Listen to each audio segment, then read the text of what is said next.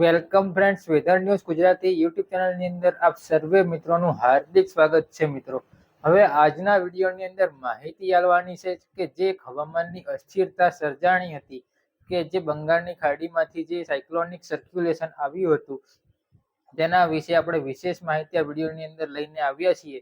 Channel ઉપર નવા આવ્યા હો, ચેનલને સબસ્ક્રાઇબ ના કરીએ તો વેધર ન્યૂઝ ગુજરાતી યુટ્યુબ ચેનલને સબસ્ક્રાઇબ કરી દેવી અને આ વિડીયો છે તે છેલ્લે સુધી જુઓ. આખો વિડીયો જુઓ અને વિડીયો સારો લાગે તો વિડીયોને લાઈક કરો, શેર કરો, જેથી કરીને અન્ય લોકોને પણ આ વિશે વધુ માહિતી મળી શકે. મિત્રો, વાત કરીએ જે બંગાળની ખાડીમાંથી જે અસ્થિરતા સર્જાણી હતી, તે અસ્થિરતા અત્યારે હાલ ગુજરાતથી લગભગ 1000 કિલોમીટરની આસપાસ દૂર જતી રહી છે.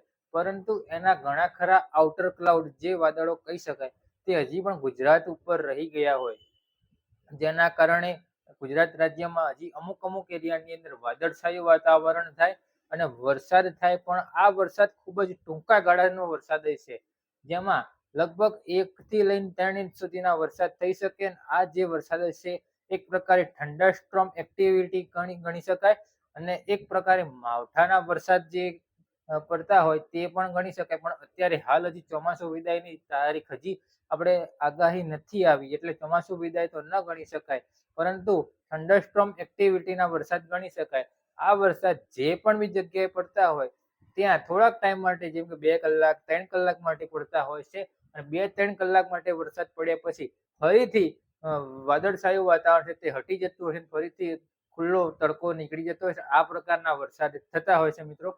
અને ખરેખર જો આવડી મોટી સિસ્ટમ નીકળી હોય આપણા રાજ્ય ઉપરથી, તો એના ઘણા ખરા આઉટર ક્લાઉડ રહી પણ ગયા હોય. જે આઉટર ક્લાઉડ રહી ગયા હોય તે જ આઉટર ક્લાઉડ એટલે કે વાદળો વરસાદ આપણા ઉપર આવતો હોય છે મિત્રો. એટલે હવે આ વસ્તુ એવી છે ને કે એકદમ આપણે 120ની સ્પીડમાં કાર લઈને જઈ રહ્યા છીએ ને આપણને ખબર પડે છે કે આગળ ગાય જાય છે, તો અચાનક બ્રેક મારીને ઉભી કરી દઈએ છે. તો આમાં એવું ના હોય. આમાં જેમ જેમ સિસ્ટમ આગળ જતી જાય તેમ તેમ વાદળછાયું વાતાવરણ છે તે ક્લીન થતું જાય છે, અને જે વાદળછાયું વાતાવરણ ક્લીન થાય પછી એકદમ આકાશ છે તે ચોખ્ખું થતું જાય છે.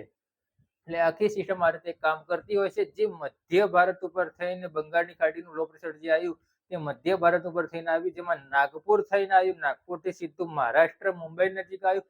મહારાષ્ટ્ર મુંબઈ નજીક આવ્યા પછી તે દક્ષિણ ગુજરાતના સુરત, વલસાડ, નવસારી, તાપી, જુનાગઢ જેવા વિસ્તારોમાં થઈને પછી તે ખંભાતના અખાત ને ખંભાતના અખાતમાંથી પછી તે એને ટર્ન લીધો કે દ્વારકા બાજુ, દ્વારકાથી ટર્ન લઈને પછી થોડુંક મધ્ય ગુજરાત તરફ વળ્યું ને પછી તે આગળ અરબી સમુદ્રની અંદર જ આગળ વધી ગયું. જે આ રીતે આખો ટ્રેક હતો અને અત્યારે હાલ એ સિસ્ટમ ઓમાન તરફ જઈ રહી છે. ઓમાન તરફ અત્યારે હાલ જઈ રહી છે. આ સિસ્ટમનો ટ્રેક હજી કોઈ બદલાવ નથી આવ્યો. ઓમાન તરફ આ સિસ્ટમ જઈ રહી છે. જો આ સિસ્ટમની અંદર કોઈ પણ પ્રકારનો બદલાવ આવશે તો તમને આ વેધર ન્યૂઝ ગુજરાતી યુટ્યુબ ચેનલના મારફતે જાણકારી આપવામાં આવશે. મિત્રો, વેધર ન્યૂઝ ગુજરાતી યુટ્યુબ ચેનલની અંદર હવેથી ફક્ત અને ફક્ત સમાચારને લગતી જ માહિતી આપવામાં આવશે.